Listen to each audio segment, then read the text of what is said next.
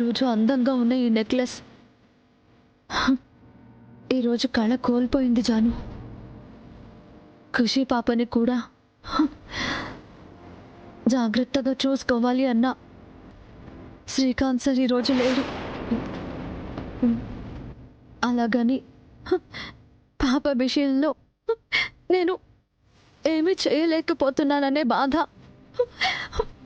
నన్ను కలిసి వేస్తోంది జాను.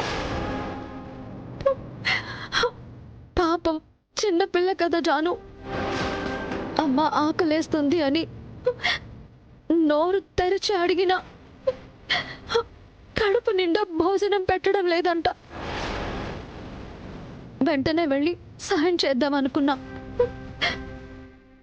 మళ్ళీ నా వల్ల ఎలాంటి ఇబ్బందులు వస్తాయేమోనని నాన్న భయపడుతున్నాడు.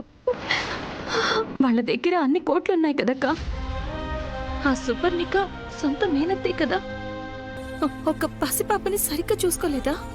అలా చూసుకునే వాళ్ళే అయితే ఈ పాటికి వాళ్ళ ఫ్యామిలీలో కూడా పిల్లలు పుట్టేవారు జాను.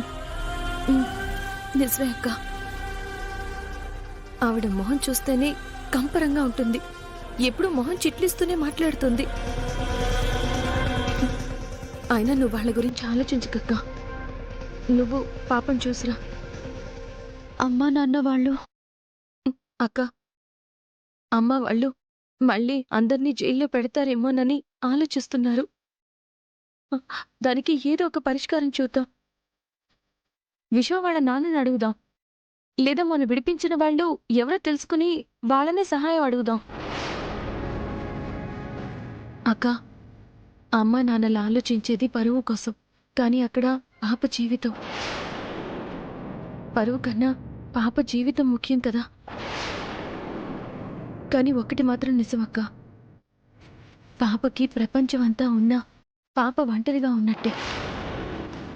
అదే నువ్వుంటే ప్రపంచమే పాపతో ఉన్నట్టు.